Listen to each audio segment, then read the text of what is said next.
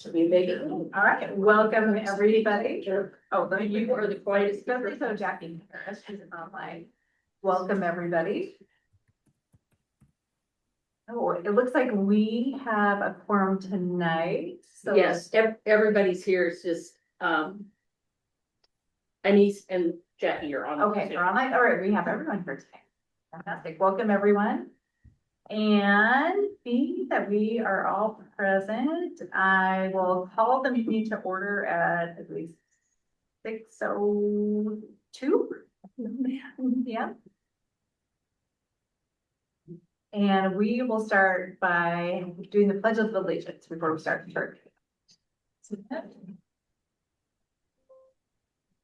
I pledge allegiance to the flag of the United States of America, and to the republic for which it stands, one nation, indivisible, with liberty and justice. and justice for all.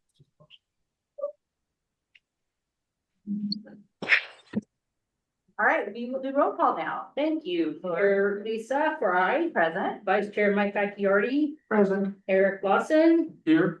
Jacqueline Hunt. Present. Thank you. Your new member, Joanna Para, Present. David Amanor, Present. and Anise Zaman is on Zoom as well. Present. Excellent. Welcome everybody. And your ex officio tonight, subbing for Counselor Weber, who was subbing for Counselor Redding, is Counselor DeForge. Leave up the bench. Yeah. Thank you for being here, Councilor DeForge. Welcome. Happy to be here. All right, we will start. Lori, is there any public comment tonight? No public comment prior to the meeting. And I don't see anyone in the audience other than our guest speakers, so doesn't look like there's any comment from the audience either.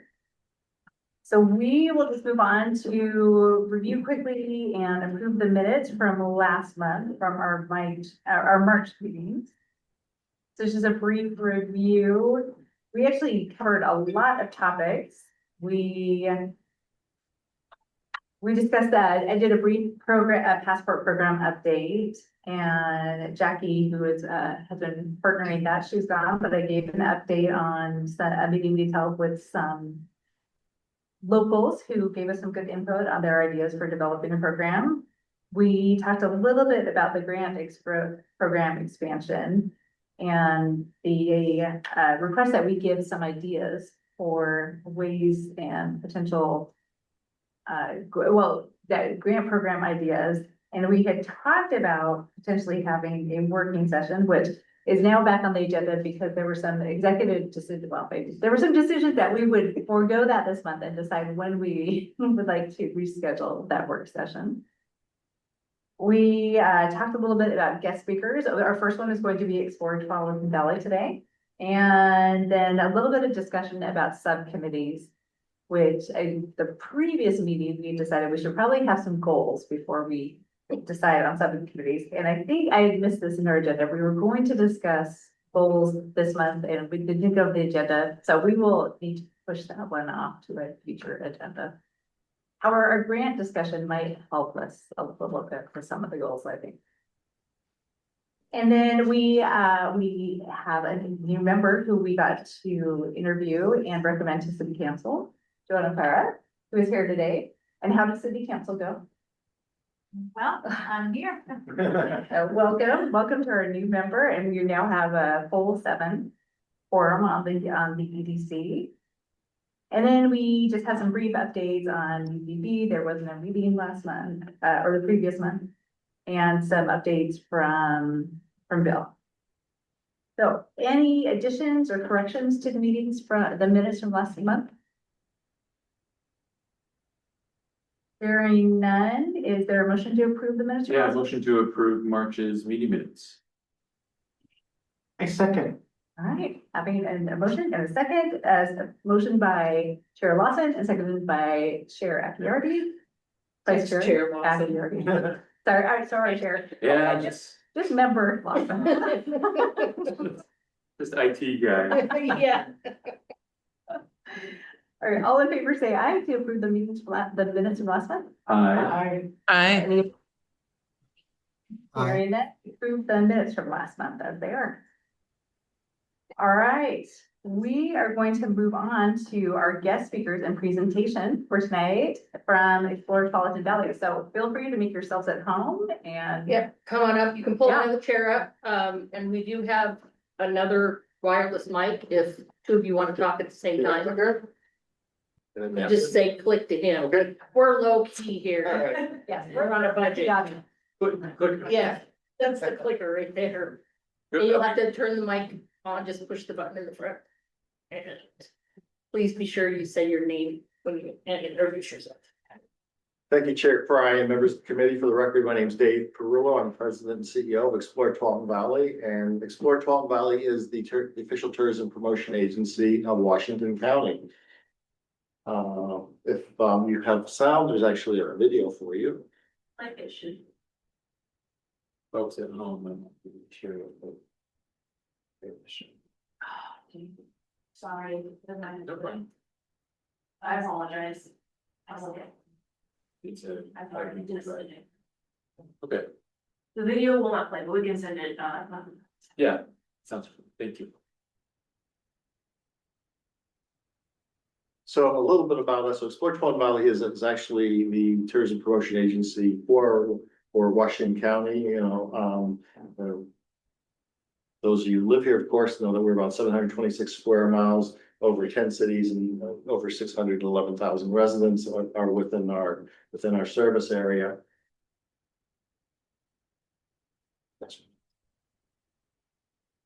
A little bit about us. We were founded in 1983, set up to support a nonprofit regional economic development. We promote leisure tourism and commercial tourism in Washington County. We're the leader of destination development for the county. About our funding, we are funded through the county's bed tax, transit lodging tax. And we get approximately a 26% share. I use 26 because they have a formula, which is 2.33 divided by 9. They divide things up that way. We receive additional funding through a share of state lodging tax through Travel Oregon, which is called the Regional Cooperative Tourism Program. And then we use these funds for research, partnerships, and performance and accountability.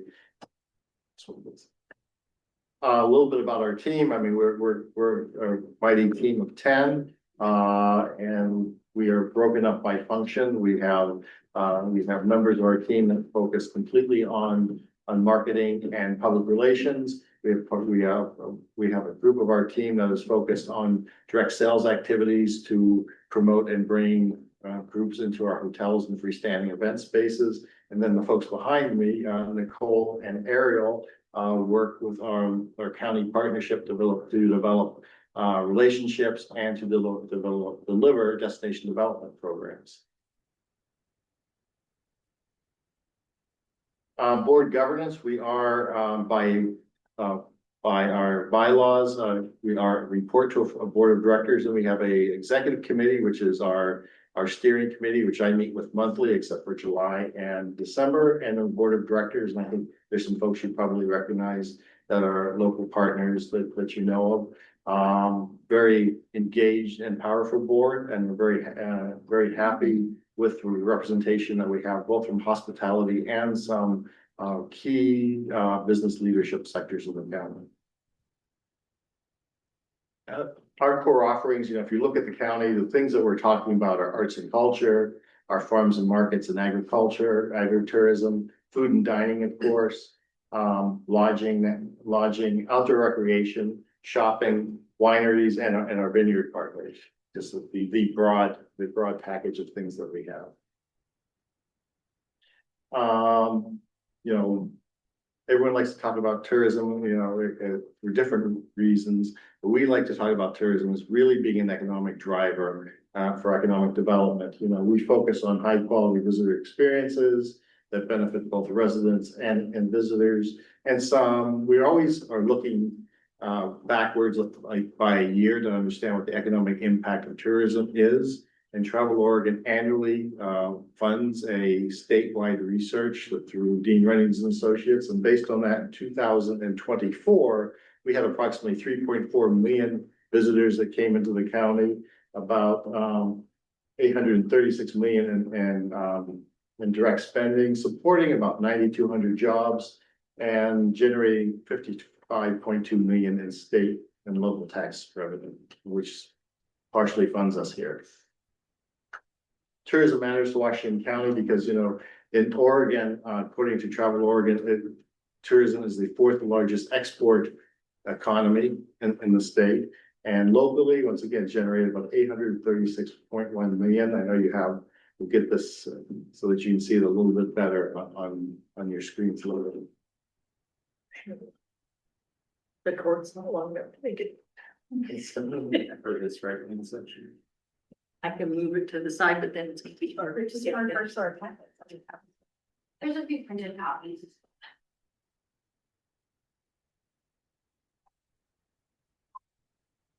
The cord, guys. Look at you, my tech expert. I knew I could count on you. Indeed, Rennie and Associates is the official research firm that our Travel Oregon engages each year.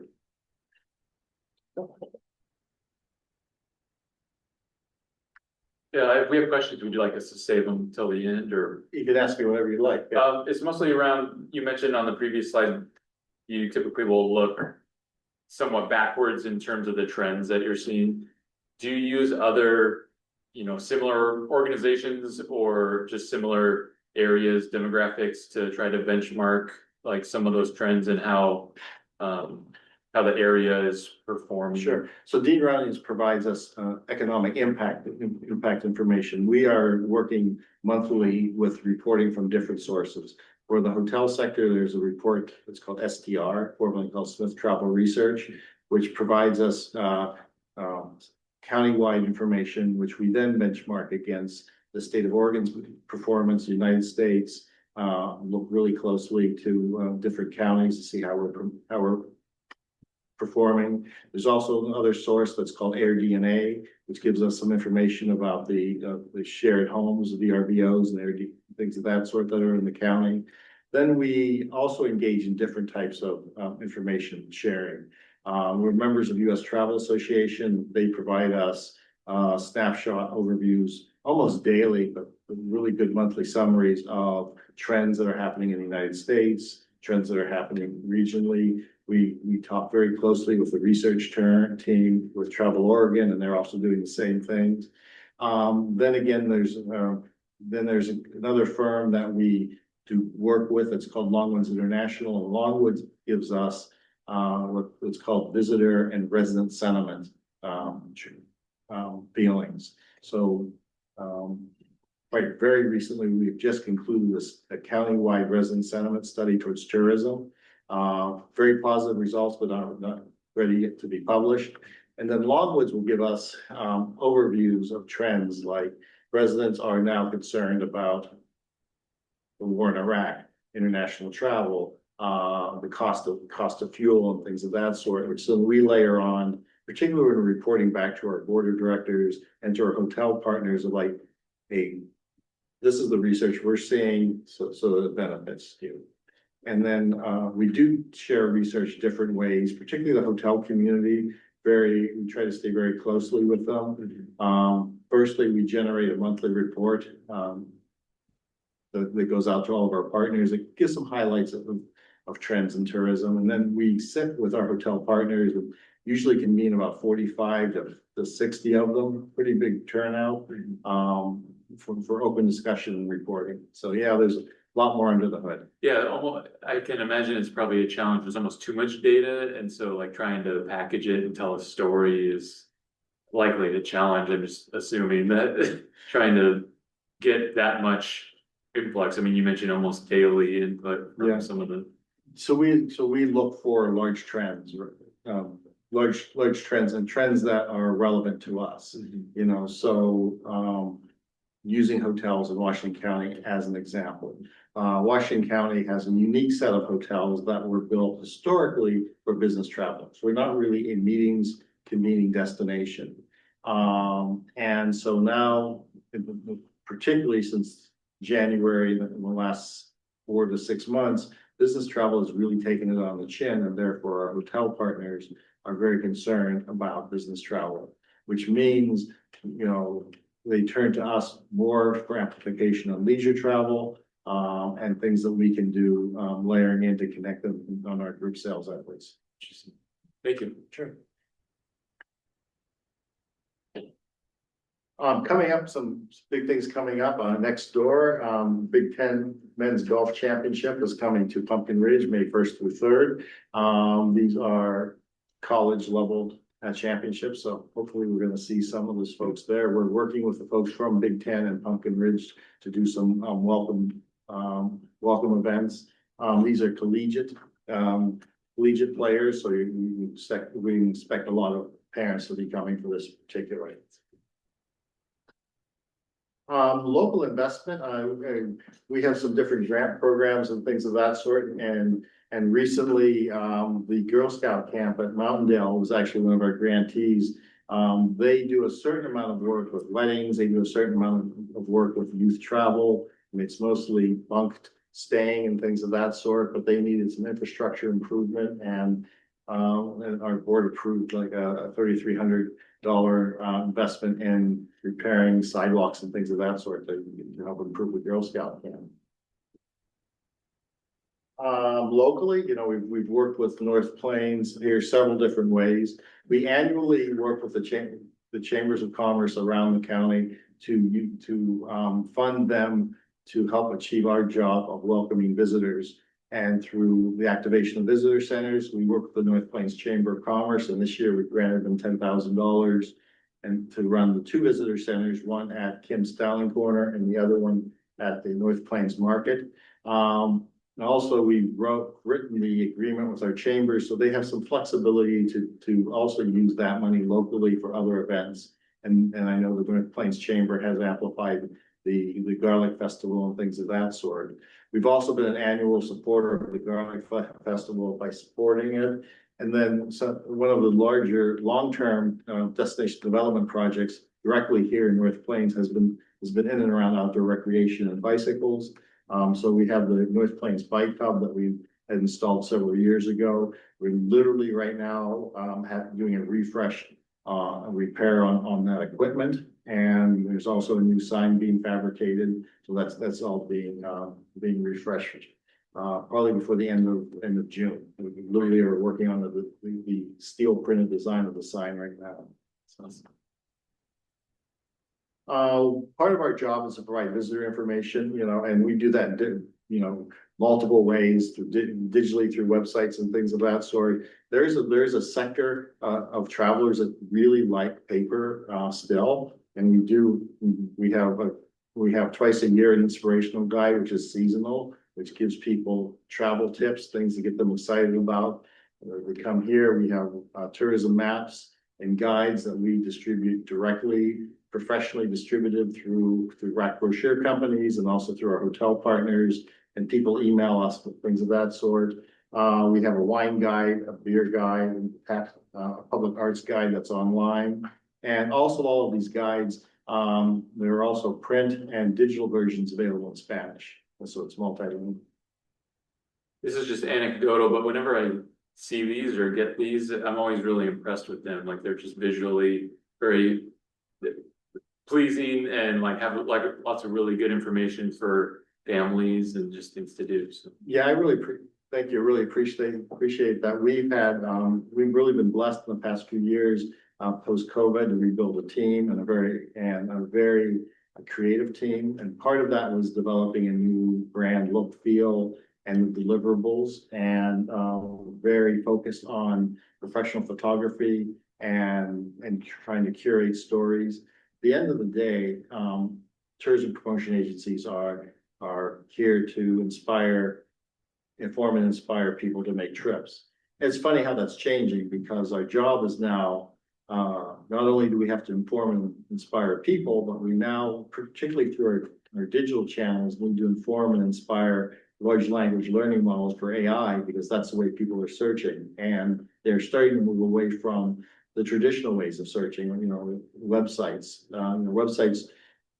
We've just redesigned our website and it's really less content because now it's how people are digesting things. It's a shift change for everybody, right? They were talking about the website relaunch. Yeah, I mean, our current website is just up and we're still getting it up and activated, particularly to talk to AI and chats and things of that sort. It's a little bit of a shame because we had built a new website 3 years ago, but the reality has changed quickly.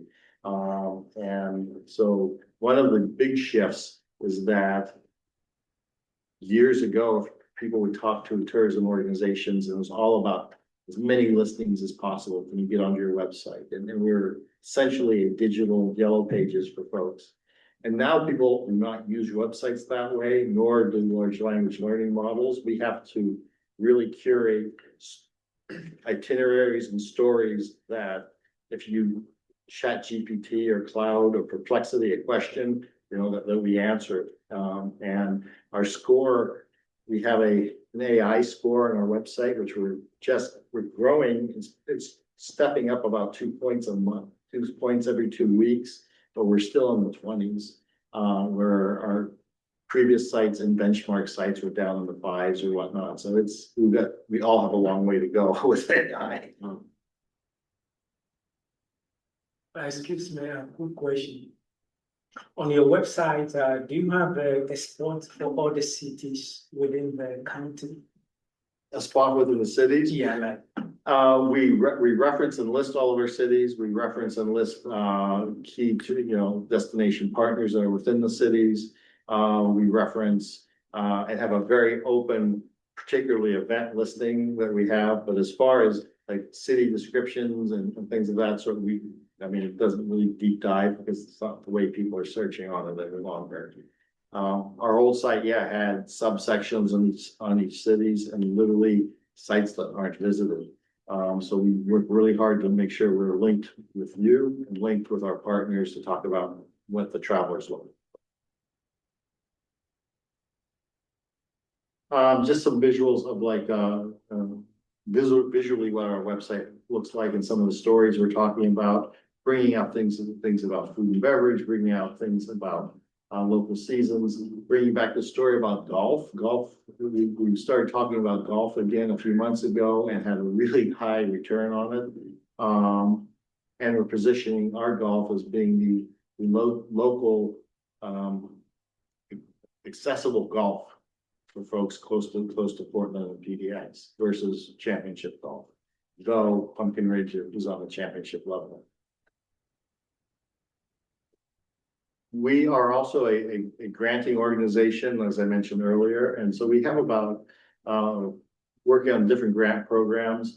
One is called a Foundational Grant Award. This is a destination development award that's aimed at not-for-profits and things of that sort to do a little bit larger projects. One that we call the Inspiration Award is a very low barrier to entry grant program to support events. So the Garlic Festival is an example of that. We really want it so that we're able to amplify and put money into local events that bring folks in. And then another program that we're working with right now is a tourism blue sign granting program where we're particularly trying to help the small business partners, wineries and things of that sort, cover the cost of their tourism sign applications, reapplications, because they do pay every year for their directional signs, and their directional signs have a varied cost based on how busy the road happens to be that they're on.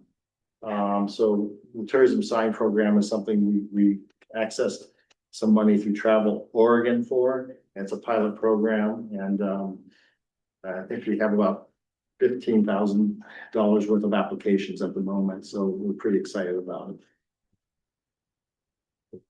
Some of our promotions. So we have just wrapped up a promotion called Tap Season. Tap Season is something we started a few years ago. We started it as a tap guide, guide for people to discover our breweries and our tap rooms. And this came about by talking to our partners that are in the craft beverage industry who were saying, hey, dry January is really hurting our business. Is there something you in the tourism realm can do to start bringing people back into the county and actually bringing regional visitors to us?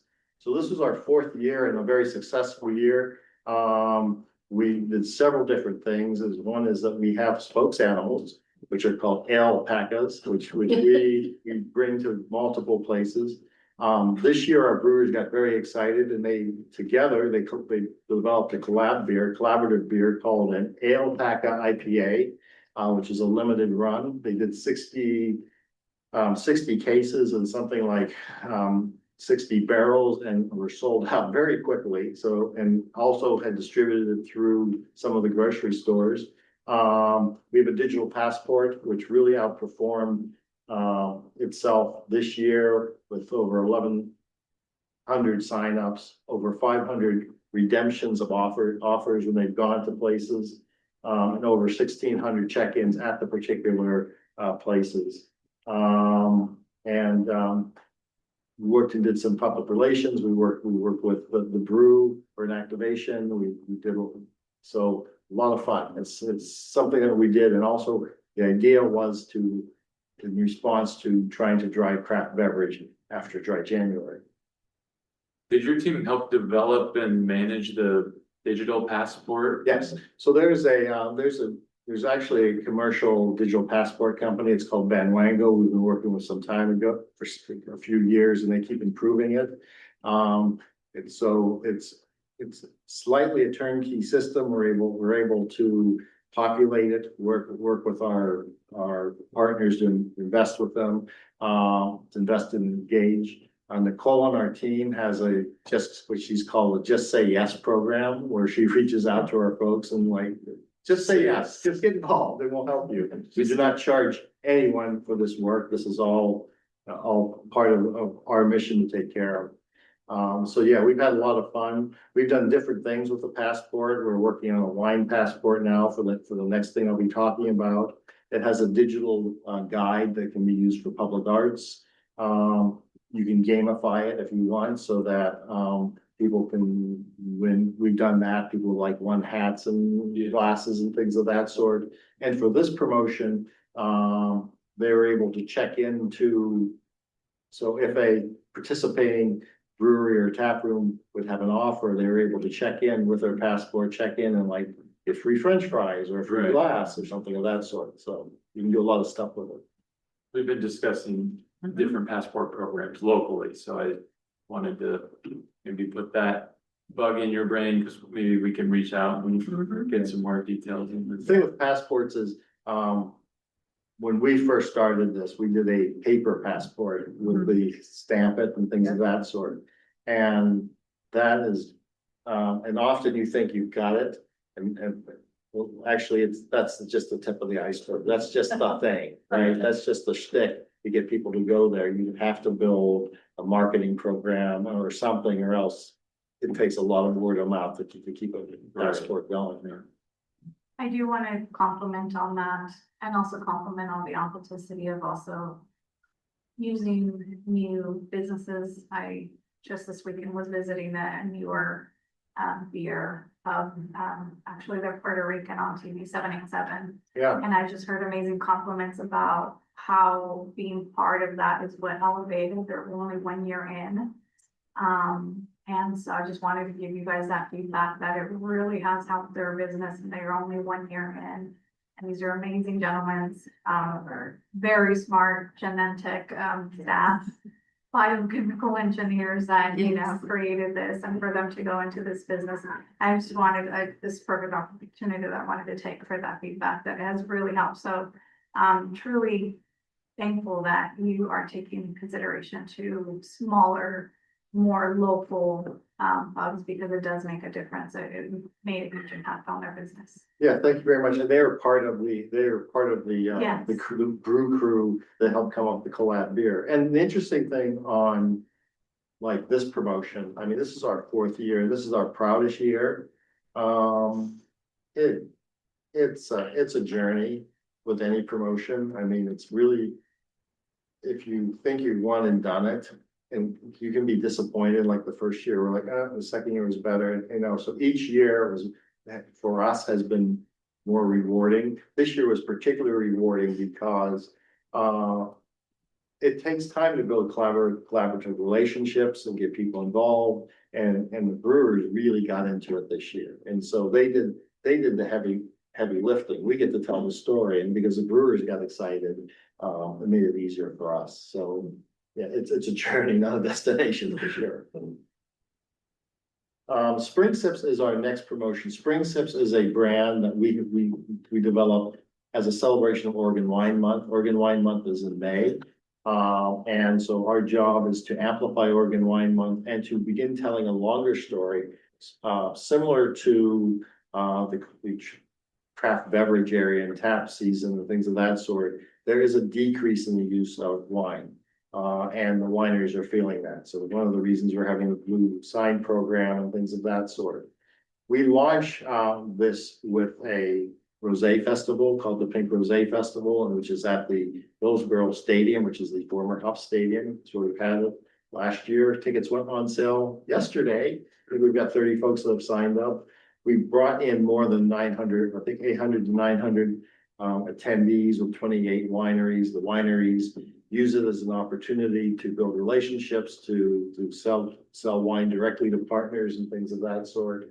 And we also are doing digital application on that. And it's also the beginning for us to tell larger stories. This year in particular, we are taking on a little bit of a brand ambassadorial role in and around wine in Washington County. The wineries in the Washington County, and Abbey Creek's one of them, you know, with the tasting room here in their vineyard on the east part of the county. We're the north end of the Willamette Valley, and sometimes we feel like we get lost in the mix. So we've been working hard to position ourselves and these wineries as the closest wine experience to Portland and PDX. We do that through advertising and things, printed advertising, all Oregon wine guides and sips and things of that sort. You may have also seen us on digital billboards, on the back of buses, to greet people in the airport. When we began this brand work a few years ago, we did a very intense listening session with partners throughout the county. And their advice for us was to lead with wine and the wine story. And so that's what we've done. And now we've continued to layer on these other sectors I was just talking about. So a lot of fun. It's the wineries are a lot of fun to work with.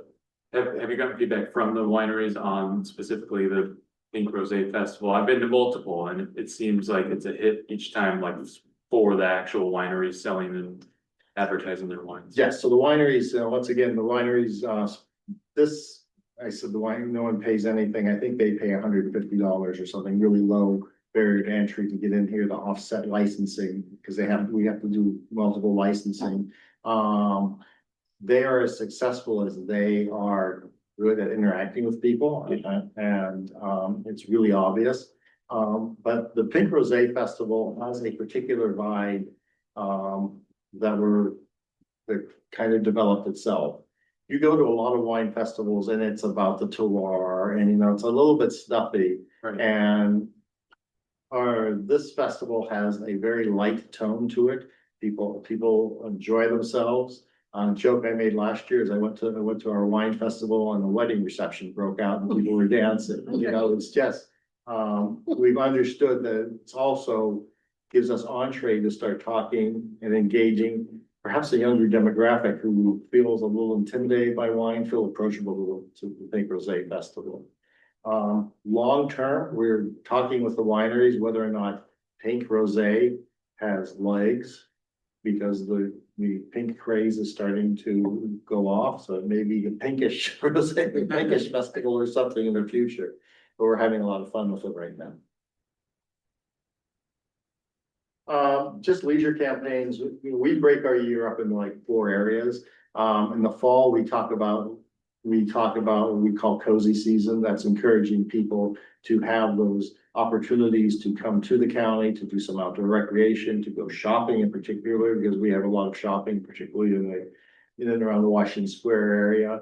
We turn the corner in January, February, early March, and we start talking about craft beverages, which is tap season. On the heels of that, we turn and we start talking about wine, which is spring sips. And then in the summer, we start talking about what we call the great outdoors, which is actually what the U.S. Park Service calls June. It's the National Great Outdoors Month, so we kind of co-opted it.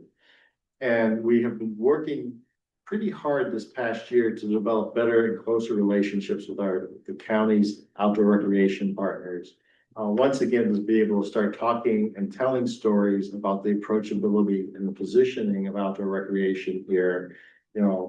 Things like nearby Stubb Stewart, things like Banks Vernonia Trail, things like accessibility of paddling on the Tualatin River, the development of the Salmon Berry Trail that's happening. Very interesting birding stories to talk about, bicycling. One of the things that and Ariel that's behind me, who's Destination Development, has spent the past 6 months working and refreshing countywide bike paths that are shared through Ride with GPS. And also we're also refreshing the entire bike hub system that we were talking about earlier. So it's fun stories. And the challenge of being in tourism promotion is that sometimes you quit seeing what's in front of you. And so we always have to re-engage and re-excite ourselves with our partners. And Outdoor Rec's the next one up. We really think we have more stories to tell about how close we are and accessibility. Media public relations is part of our job. We have a full-time person who is our public relations and communications person. That's her job to write, and man, she can write. She also does a lot of writing press releases, working with media, trying to get travel writers in, going to professional travel shows. We also have a partnership with a professional public relations agency to help amplify the work that we're doing and stories that are emerging in and around the county, and trying to get really formalized storytelling. And part of that is earned media, which means when someone's talking about you and you're not paying for it, and some of it is paid media. So we do build relationships with people like iHeart, people like KGW and things of that sort to actually get out there and tell the stories. And using the vehicles of the things we're talking about are the basis of what's happening. Social media is hugely important. We've really focused on rebuilding our social media channels, and also the way people are searching has changed amazingly. One, it's being started becoming driven by AI. Younger generations are now searching through TikTok. They are searching through Instagram photographs and things of that sort. We have on the marketing team, we have 2 people that focus almost the entire day on digital placements and storytelling. And our chief marketing officer works with these folks very closely, and also with these folks to develop a pipeline of stories, to tell and to plan. And really working on gaining imaging has become a big part of where we spent some money in the past couple of years to get professional pictures, and also working with influencers to get them to do additional stuff on top of it. It's a moving target. I can't keep up with it. Thank God I got smart people around. How do you find and or vet your influencers? Different ways. So there are paid influencers that sometimes we will use that will have reputation behind them that folks know. There's also free folks, and generally that's coming through our public relations agency, is that they don't like to pay for influencers. Some of them particularly the food influencers, there's a network that we try to tap into and invite them into experiences. I was talking about wine a few moments ago and how we're developing almost ambassadorial brand type of approach for some of the work that we're doing, and I didn't expand on that, so let me explain what I was talking about. While we're talking wine stories, we realized that not only do we need to get travelers excited about wine and the brand, residents excited about wine and the brand, but also you need to talk to the people that sell wine. So things like wine shops, things like those maybe more top tier restaurants that are in the area, those that are media. So during Oregon Wine Month, we're actually taking those types of folks on a curated experience through the county, where there's going to be stops and they'll be able to experience 12 of the different wineries together and interact with them. The other thing to answer your question is, yeah, some of them are good and some of them aren't so good, right? And so you really have to look at their following and the demographic of their following, because a lot of people want to be influencers. And there's also an online group that's called Sherpa, which you can get into, which is a community of influencers that you kind of can feed some information to. Mike's trying to get some influencer work. Side hustle. Of course, we also, our job ultimately is to bring folks into Washington County. Our by and large, the largest visitors that are coming to Washington County are coming from Washington State. They're coming upstate from Eugene and Salem and things of that sort, and coming over from Portland. I personally have adopted and pushed the feeling that the day visitor has huge importance to Washington County and to our communities. And I say that because I'm pushing it because the historical definition of tourism was to bring a visitor of 50 miles or more. And that's what tourism was, 50 miles or more. And we do that work. But I also think Washington County is unique in that we are the gateway to Oregon. We are close to Portland and PDX. We need to be inviting people down from the region just to be doing that. The other part of my job, which is the hardest job because we have a new brand, is there's over 600,000 folks in Washington County that, based on our gut feelings and actually some of the feedback we have from our resident sentiment, are very proud of the place we live. And so if we can encourage you to tell the story to your friends, your relatives and whatnot, versus us just doing it, we're halfway there. Larger grant opportunities that maybe you need to know about. There are some competitive grants that Travel Oregon puts out. There's actually a larger competitive grant. So just putting it out there, if North Plains is doing something that is on the burner that's large, this is in advance of $500,000. They've just announced this. It's a very competitive grant program, but if you haven't heard about it, it's worth checking out. There's other grant programs too that's always important that you know about or don't know about. We're happy to tell you about what we know. I mean, I know there's Main Street programs to Oregon Park and Rex and things of that sort. And sometimes, because it's the world we live in, we're happy to share what we know. If that helps, it helps what your team is doing. And that's about it. I feel like I talked a lot, and I'm just trying to give you an overview. So thank you for letting me talk. Can I talk about anything in particular that I didn't talk about? Yeah, I had a few questions about recycling. Yeah. So, I've lived here for, I don't know, 7 or 8 years. I see a lot of cyclists, going up and down West Union and other places. It'd be great to develop North Plains in a sort of a cycling hub as well.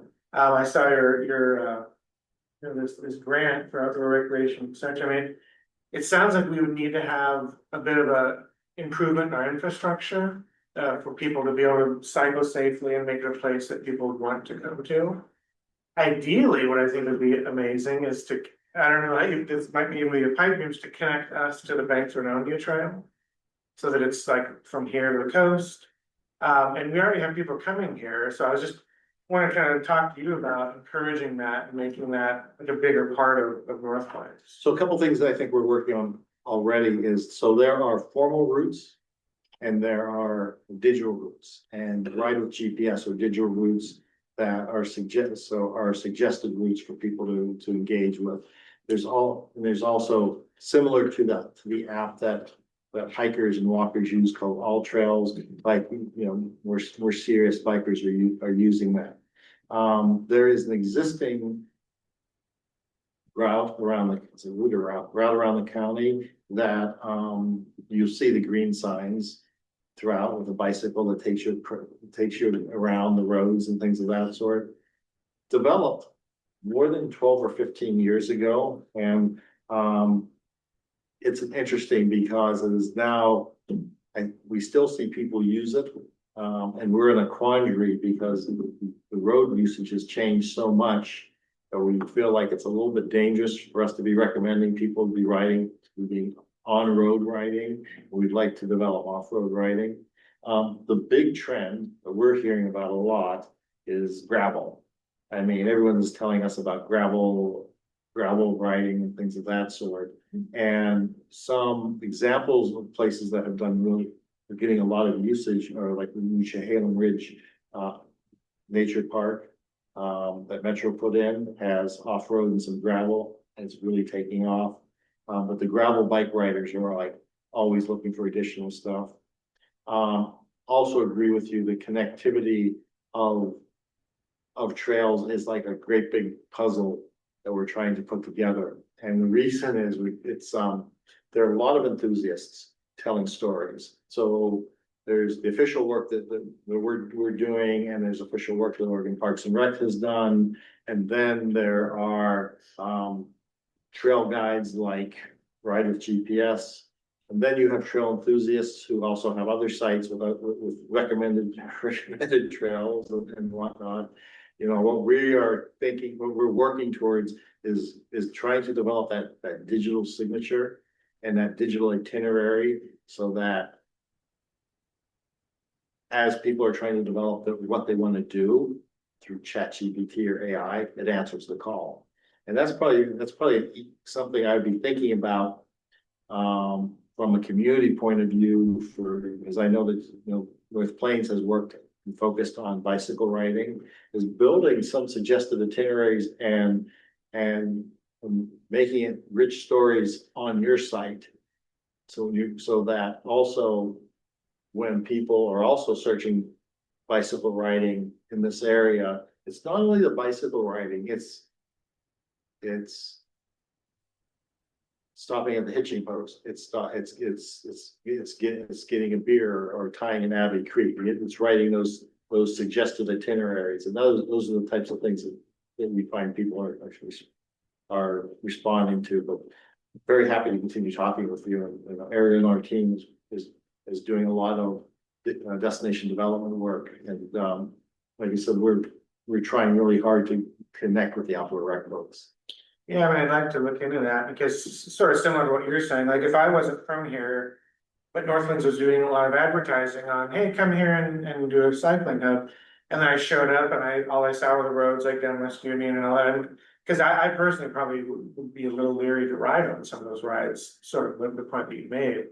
So I don't know, it's tricky because I know there's not probably a lot of money available for infrastructure building. I mean, when you talk about the trails you've suggested or you kind of pieced together, is it just purely existing trails and routes, or have you done any kind of building? Or so we've not done any trail building, so we have helped fund some money, find money and fund money. One in particular is the Salmon Gray Trail, which is a visionary 81-mile rails trail conversion from the Banks from Union trailhead, and then it cleaves off and follows the Nehalem highway, cuts over and goes all the way over to the coast. And right now there is a 7-mile initial section that's getting ready. I mean, they're getting ready to open it up. But yeah, it's a long, that was 20 years in the coming for us to have 7 miles. So trail development takes a long time. Trail connectivity sometimes is easier. And trail connectivity is sometimes when you're you're not developing the trail, and you're working with people like the Trail Keepers of Oregon and whatnot to develop a cut through or something of that sort. Those are a little bit easier, but yeah, it's a big, it's a big job. Everybody wants trails. And there are several trail organizations. Whole bunch of trail organizations in the state that are doing different things. I mean, everyone's trying to crack this nut. Yeah. Well, maybe it's more realistic, sort of based on our topography and all that, to do mountain bike trails or gravel trails instead of a road bike trail that someone's gonna, do 50 miles around town. I mean, maybe that's more realistic. Yeah, and there's also, and we had this for a long time in the development of the Salmonberry Trail as an example, is the not in my backyard type thing. So Salmonberry was a conversion of an old railroad. Port Tillamook Way used to run, which has had a long history. And as the conversation was starting to turn towards converting, pulling up the rails and whatnot, farmers and things of that sort began like, well, I don't want someone in my backyard camping or, messing with my animals or just trespassing. And it took a coalition of good 15 years of building relationships just here in this portion of the county. And understanding that trail is Washington, Clackamas, Tillamook counties. I mean, there's been a lot of neighborhood building that's happening. Well, thank you. All right, you mentioned Davin Creek. I don't know how many of our other businesses are connected with you, but if they aren't, what would you suggest we do in terms of giving some leads or advice or tips to local businesses to at least be mentioned among your list of wineries or breweries or whatever? Connect with us. So a couple things. So our team works very diligently to try to connect with folks we can tell stories about. The easiest way for folks to connect with us is in and around events that are public facing events. We are always looking for that story to tell, to get onto our website, to get on our calendar of events. If there are particularly, I think, we've worked very hard. We feel we have all relationships with our winemakers, but also understanding the folks that we're talking to need to be, and that we are talking about need to be able to be visited, right? So someplace that is by appointment only or in my home or whatnot, or a home that really is not a good fit for us or for the story that we're telling. But if it's an interesting story, sometimes it works, such as a food product, something that's locally made, that's unique, that's showing up at farmers markets. And those people that are really good at telling stories. I mean, we're getting, this is some of our ag partners that we've gotten to know actually through Fun Stinks right out here. I mean, we have several makers that we've engaged with that, really don't have someplace someone can go and visit, but have a cheese that's interesting, Helvetia cheese, or have a product that's interesting that kind of fits into the story we're telling. We are always eager to make connections because we're here to tell stories. We're also, we'll be very honest, and we think sometimes people will come to us and will think that we can amplify their business, and perhaps the business they're in is more business to business versus business to visitor, and we try to tell them that.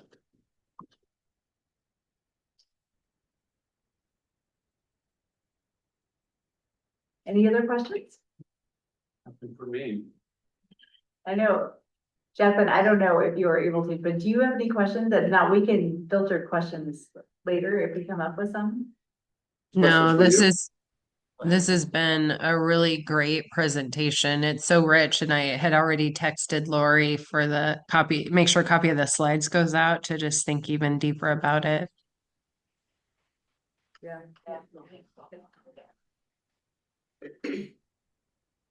Oh, I guess one specific thing, going back to the brochures that you have, also if say we have local businesses that are a good fit.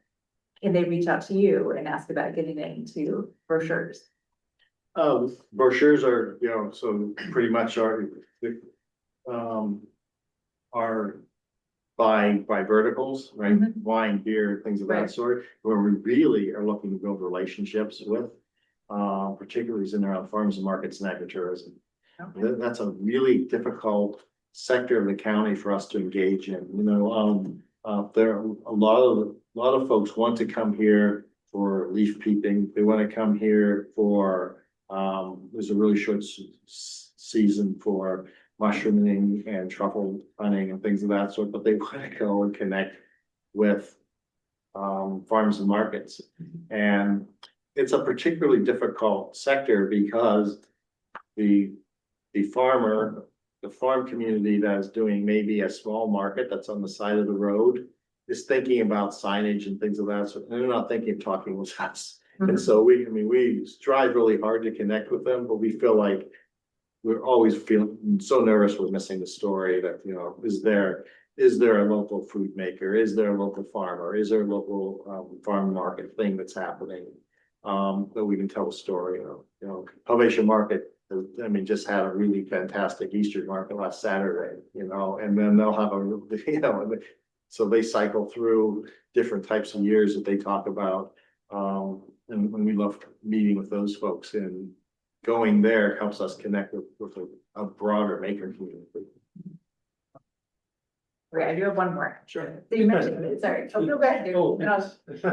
no, I wanted to take you back to, on the question of, positioning North Plains as a regional bike hub. I wanted to find out, who is championing that, idea. I'm asking that primarily because I wanted to find out, are there any programs in place to ensure that we have like the protected, bike lanes, all the safety requirements in place, because when it comes to bike or ride, when it's not safe, people will not ride, right? So I wanted to find out whether there is a program or a plan to put into place the necessary safety measures, that eventually will position North Plains as a potential regional bike hub. So bicycle safety, and so you're talking about bike lanes, shared road and things of that sort. So it's a very difficult thing to talk about because it's based on jurisdiction. Of course, we have 10 independent cities. Then we have a lot of unincorporated area, and then which the county is responsible for. So you're seeing a mixed attention to bicycle safety around the county. Some of the communities are really focusing on it as part of their long-term conversation, as far as similar to what I see that you guys are doing here. And the unincorporated areas, it's a little bit of a desert, right? And so that's what we're talking about. Some of these older bike routes that were developed during a time when traffic was lower, and now traffic is changing. And so it's a perplexity for all of us. So I don't have a clear answer for you because there isn't really a leader. The clearest leader on the county level is going to be through land use and transportation. And then community by community. Yeah, that's a big project. Yeah. I'm sorry, I don't have a word. I get it. I remember when I came here first, I bought some bags and I still have the bags in my garage. Sometimes you set out riding, then people you encounter like stray dogs on the road, no protected bike lanes, etc. So I get it. And also some of our existing bike recreation areas, use Bank Bernoni Trail, for instance. So from Banks, which is the southern terminal, it's 21 miles. If you go about 4 or 5 miles up, it's a very shared bike lane. It's a very shared trail. There's walkers, there's hikers, there's slow walkers, there's people on bikes, there's people on e-bikes. And so Banks is literally having a conversation with the Salmonberry Trail Foundation right now on are they able to do because the trail I'm talking about, Banks Bernoni, goes like this, and Salmonberry goes like this from the same trailhead, can you get a slow walk trail to ease that up? So, the challenge is when you have an asset that's popular, it gets popular and then you have to worry about shared usage. Okay, my last question. So you mentioned the grant, the large grant that is, I mean, what kind of projects are eligible for that? Those are major projects, so those are things like sports developments, those are, I think there's some Main Street developments, there are outdoor camping recreation developments, yeah, I mean, a lot of different things. I just wanted to put it out there so that you know that there are different grants. I want to also put it out there that you keep Travel Oregon on your, because this cycle, they're doing this large competitive grant program, but they've historically had different they each year have a different portfolio of destination development grants. Then we probably should be cycling through every year, every biennial, just be seeing opportunities. And particularly, I'd also recommend keeping an eye out in Oregon Parks and Recs Main Street program, because a lot of those Main Street development grants seem like they match into some of the conversations that you've been having here. One of the things I failed to mention that we were proud to do for a couple of years was to find some money through Travel Oregon to support the city when you had when you had an AmeriCorps student that was working in the office. I think we were able to RARE program. There's a RARE program for interns. Yeah. So we were able to help find some funding for that for each year, and I'm a little bit upset that that program has been defunded nationally, the AmeriCorps program, because those students were impressive young professionals on rural tourism and rural development. We hired the second one. Oh, did you? full-time Yeah. Permanently, yes. Cool.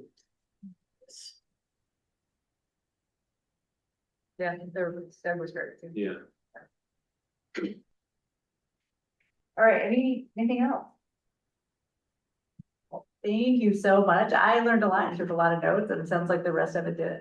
And maybe we can do a recap next meeting. Yeah. To see if there's any follow-up that we want to put into action from this. Yeah, and to Jacqueline's point, I think if we get the slides, we can stew on it a little longer. And then I'm gonna put one of my staff members, so, Ariel, what is our outdoor recreation event? For June 25th, Thursday, June 25th, it's not in any of our slides, but we will be having a great outdoors barbecue celebration and river paddle at Tualatin Community Park. I can include it in a follow-up with the slides. I can also, I will link a bunch of things in the deck that when people click, it will go to the different pages about these different items in the slide deck that David's presented. So Thursday, June 25th at Tualatin Community Park, 3 to 6:30. And I would be remiss by not urging you to sign up for our partner newsletter. I know I'm a little bit of a broken record. Take pictures and sign up for our newsletter. That's what I tell our staff. Because we are in the storytelling business, so that's the pictures part, but we're also in the sharing information business, and that's how we connect with our partners. We don't overdo it. We send 2 partner newsletters out. One is more data focused, so you can learn a little bit more about what's going on in terms of what Dave talked about with the data that we share.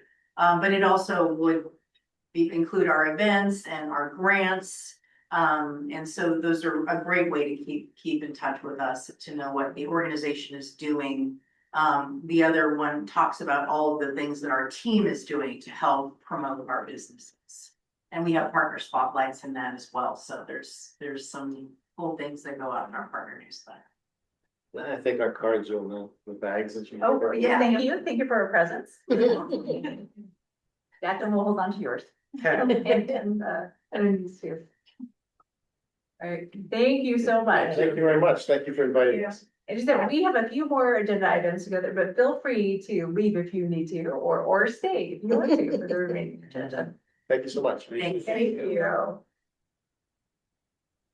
I don't know if you guys were aware, but a previous counselor was really into biking, and he nightclub in Portland, and brought some of the information out here and tried to start getting some more biking talk about this area, and that was Ricky Smith. Oh, yeah. Yeah, and so he is still a good source of information for biking information for out here. He brought a lot of groups out. He's ended up getting a lot of bikers to come out here, bicyclists to come out here because of his history, and he had online apps for maps and trails and stuff too. Who was that? Who was that? His name's Ricky Smith. Oh, okay. He's an older gentleman. He was on council previously. He stepped down last year and he's traveling a lot now with his wife, but very avid bicyclist when he moved out here from 10 He years was, ago. he used to be called the Portland Wheelman. I Uh, think that's it, and I think they renamed it, but. yeah, That that's sounds pretty big- familiar, Pretty yeah, large century riding. Yes. kind of thing. yeah. And then. And that when he moved out here, he originally got on the Parks and Recreation Board, hoping to encourage the bicycling out here, and there just wasn't a lot of momentum or money or anything to get anything going, and so he stepped up to council and had other things to do, so. In our office is in what's called the Beaverton View Building, which is also the city hall. We're in the rental portion, so we get to terrorize Andy Varner when. Oh, good. Right. Next time you see him, stomp on his foot. for him. Tell him Lori said hi. Cinema. Yeah, right. Thank you all very much. Thank you. Thank you very much. Appreciate it. All right, that was a very well time spent. Yes, it was excellent. So Be sure to thank Bill for that, because he knows that was fantastic. the So, gentleman, yeah. that's the kind of guest speakers that we can get in. Yes, Yeah. I don't know, exactly. the bar's pretty high. Yeah, Yeah. yeah. Well, I think you've talked about Main Street, Oregon. I think that would be a good speaker, someone from there to come speak to, because I think you'd get the same excitement And some and ideas about energy. what we could do for Yeah. businesses. Exactly. And I'm sitting here while they're talking, thinking, okay, what local businesses have stories to tell? Yeah. That's, I mean, the first thing, that's the main thing I have up across the top. Yeah. Who has a story to tell? That's what they're looking for, and we certainly have businesses out here that. Yeah, can do that. I'm sure we got stories. Oh, yeah, well, are they So not? they want to be told. And it'd be interesting to see, they're talking about the travel Oregon grant opportunities, and one of them is outdoor recreation improvements. It'd be interesting to find out, like, if we wanted to apply for a grant to make the bicycle hub a little more of a reality. I mean, obviously, it probably costs millions of dollars to do a full-on, Yeah, but it would be a place to start, and especially, like he said, the signs, the signage just showing, because like, Yeah. I don't know if most people are aware, but the city set it up quite a few years ago, that this parking lot is the place where bicyclists meet for the most part to, this is like their meeting place, and then they go out. Even though the hub is what's considered between Abbey Creek and the metal building, that's the hub area, but, we've been trying to find ways now that we have a really great park to politely move the bikers to another place to, when they're gonna park for 4 hours. We don't like them to take up the play kids area, so there's some things that we need to address and, We had discussed it through the Parks and Rec. yes, Because of the complaints of the yes, parks because here. we've got And complaints. we had thought about.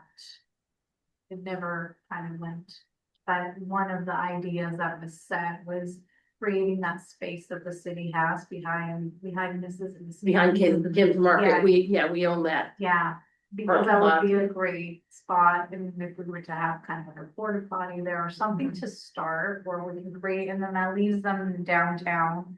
Where they can go in, grab water from there. go Well, and then when they travel, get back, the go- idea is yeah, go to the road or go to Abbey Creek or, somewhere local for. Well, Kent, because he come in the last couple of meetings, and he had mentioned he would be happy to have the Yes, Richard yes. Ridge hub, which does have a porta potty already. Yes, Considered. exactly. Yeah, So I think that may be something we should pursue as well. yeah. It's possible.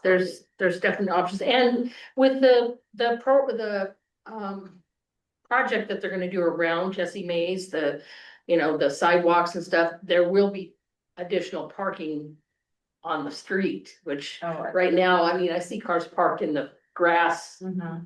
on the other side of the courts and stuff and kind of along here in the grass, but there will be actually sidewalks and parking spots, yeah. for- Kind of the encouraging thing is we've got a weird, problem, if you wanna call it a problem. It's like people are coming here anyway to do the cycling. If we can just grab, it's the opposite of like sometimes you go, hey, we have the infrastructure, let's have people come. Like we have the opposite issue. We with do. coming. Yeah, We just have to make it, cause like to his point, before my bike got stolen by someone. oh, I used to ride all over the place, but now like I don't know that I feel safe going down West Union. I have to admit, I use choice words coming, because it's just scary to be on a 2-lane road that doesn't have any shoulder on either side. And bicyclists, it's all they have to use, and so it's definitely a share the road moment, which. Go ahead, No, nothing. go ahead, say it, but, those are the kind of things that I would hope that someone would give us money to help address, even though that's like county area, they'd have to give us county money. Well, like when you said something like, oh, some of these projects for cycling took 20 years. Yeah. Yeah, we'll be. You gotta start now then. Yeah. Yeah, exactly, yeah. Gloria, do we have a link to their website, to the Tualatin Valley? Website? I'm sure it's in the packet, I haven't gone to it. Okay. It's probably, I think if you just Google, or if you just put in Yeah. Yeah. AI. Oh, it's Valley.org. Yeah. Yeah, but is it Explore Tualatin Valley, the whole thing altogether? Well, they have their newsletter, in TualatinValley.org. Oh, Yeah. tualatinvalley.org, so there you go. That's their newsletter attachment there, but I'm sure the rest of. Yeah, their website is tualatinvalley.org. Oh, yeah, Okay. it says something. Sure. I mean, just as a follow-up, I think it would be helpful for us to be educated and maybe educate our business about, okay, what does it take to show up in the LLMs now? I'm not educated on that in terms of a website or. So, anyway, future thing that we need to Yeah. maybe consider about helping our businesses with if we can. Ever changing. Well, kind of explore that influencer and, I mean, I know sometimes it's like, influencers, like every person you throw a stick and you have an influencer, but. Tell us how you really feel. There's some that have sticks thrown at them. Yeah, that was kind of an interesting angle here. Yeah, But it sounds like they're doing a pretty good job of trying to keep up with the trends that are going, which, as a city, we would love to do that. We don't have the money to Yeah. keep up as quick as we would like to. We are, working as fast as we can on the website, knowing that, well, you guys know there's definite issues with it, but, And then you build it and then it's outdated. that's right. Well, what do you I think, know, 3 that's years, he what said? Yeah. They put a new website out Yeah. there within 3 years or It'd be interesting whatever. to ask like what they spent in development costs for that app. How easy that is. Oh, I would definitely It's an interesting, explore that. yeah, And yeah. and I wrote down the name, 'cause obviously, with the passport, leading into the passport program update, our next There item. you go. Yep. There have been some unforeseen events, so we actually do not have an update this month. But hopefully things have, for various members, are getting close to settling down a little bit so we can re-engage, because we had engaged with and had great discussion with Chamber of Commerce. But the next thing is, I had started exploring, actually, Jackie, some of the digital options, and I had not run across the one they mentioned. So I think that's probably a great step. A to new go- one on me too. So. Yeah, to go look at that and see what it would take to, Van Wango. yeah. Yep. Not one of the ones that came up when I asked my Yeah. ChatGPT what to look at. Not optimized. Yeah, I know, there was something. So that's the short update on passport program. I can keep the business survey update fairly brief. I spoke with Okay. Bill, so we were essentially held until the transition from one IT supplier to the next happened. Sounds like that happened. We now just need to confirm if we can send emails from the ECDev North Plains email address. I at least can receive emails. Yes, But it's just a matter of, once we can issue emails from that address, the survey's loaded into Qualtrics. I have an email template written up. So once we have all that, I can have the email address sorted out. I can send out to the group the verbiage that we plan on using and just get everyone to buy off and then issue the survey. I was thinking, just with the time it's taken, we can sort of brand it as like a Q2 business survey and run it that route. But Lori, from your perspective, so it looked like the email's working at least, but.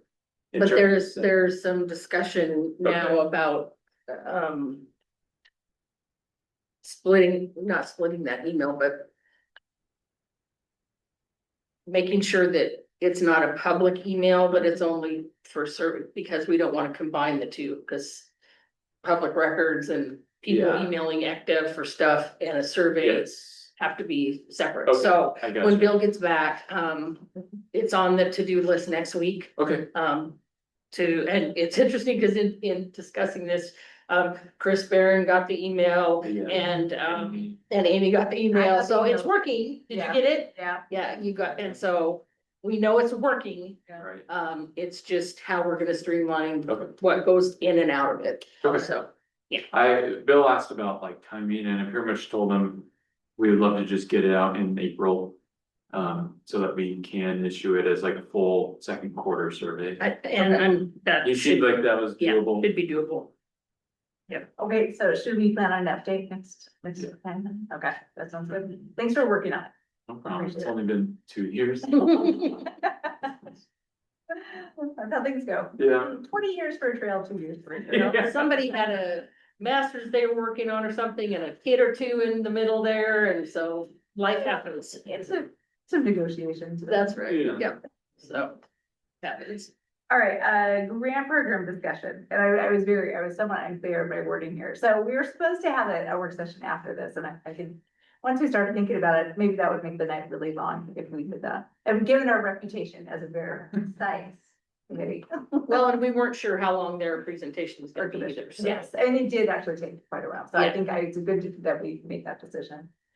So I wanted to throw out and get feedback from the commission. I think we really should have this discussion as brainstorming on grant ideas. Would you like to do that as a replacement for our May meeting or as an additional work session after the meeting? So I'd like to get kind of round robin feedback from the commission. Eric? I think we could probably do it, replacing our existing meeting. We don't have too many like time sensitive topics. We have like a few, like we can touch on the business survey, the passport program, like some updates, but I don't know if it would be worth.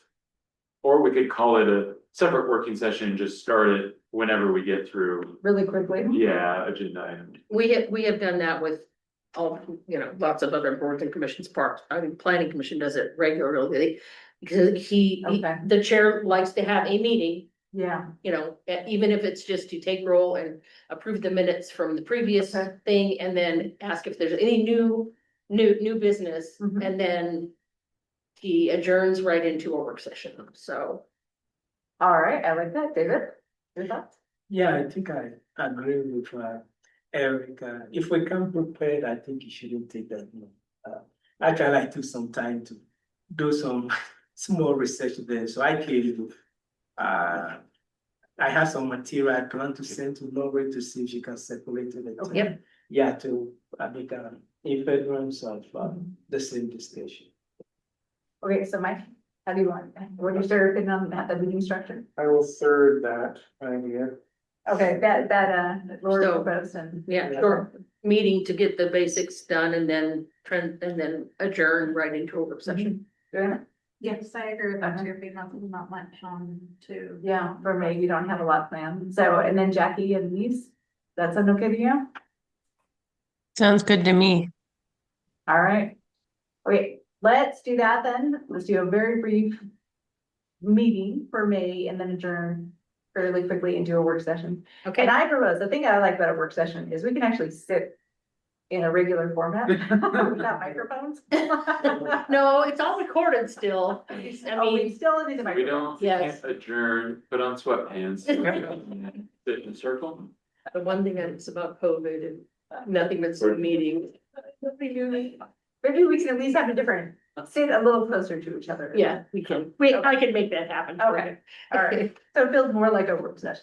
you. Yeah, Amazing, we'll just be talking about grant ideas. Yeah. You know, Should we come with Yes. vetted, grant opportunities or similar programs that we've seen in like communities? Is that- Yes, please. That would be great. Yes, yeah, so I work on 4 focus programs, I think similar from other communities. I just sent it. Okay. okay. to So, I closed my computer already, but I will get it sent out to you guys. and I think it aligns with some of the points you raised that you made too. Last month? Correct. Okay, correct, yeah. Correct, yeah, then we can discuss it. Great. I just wanted to clarify, is this grant ideas for us to have available for like local businesses Mhm. or grant ideas for us to look into the all? Oh, I just wanted for, to check. it's for the URA to expand or as programs. And a couple of months ago, Ronan came in and she actually shared some ideas. So it would be January, maybe? So, Yeah, I think when Rowan came in, yeah. I Ronan- think it was. February, yeah, maybe February. So that, maybe if you are able to find those, no, I guess would that be? We have a YouTube channel, all the meeting Yeah. videos. This is spark some ideas. I think there were 4 ideas. Yeah. well, to her point, we should we also look into grants you could apply for, like say we find something to a cycling thing, or should that be separate? What if we divide and conquer, should Okay. half of us Wow, look all for, right. I don't Make it a grant work session. know, a sub-grant committee? Anybody have experience writing grants? I participated, but not, I can't take the full, but I've done it all on my own. Okay. It's always been a team effort, I've been at least me and somebody else. talking to Bill about. Yeah, and with the city, we have to grab, so we'd have to obtain a lot of information from Yeah. the city that. Um, I don't think Robin- any of us would have. Library director Robin has written several Mhm. since she got hired a little bit after I did. She's written several of them and she gets everything. She it just kills me. So she is a resource for us. Okay. But we probably need to find another resource or two that can help us out with that. And I'm sure they're out there. We just need to find them. I worked with it when I went to my conference last year. One of the ladies that I sat with during a couple sessions, she wasn't a city recorder. She worked for a group of people that cities and counties can hire out to help with things. Like if your finance director's gonna be out having a baby, they can send somebody in, but they had several grant writers that were like available, and I'm thinking, that's what we need, cause Mhm. we don't have the funds to get so much of what we need, but it's out there if we can.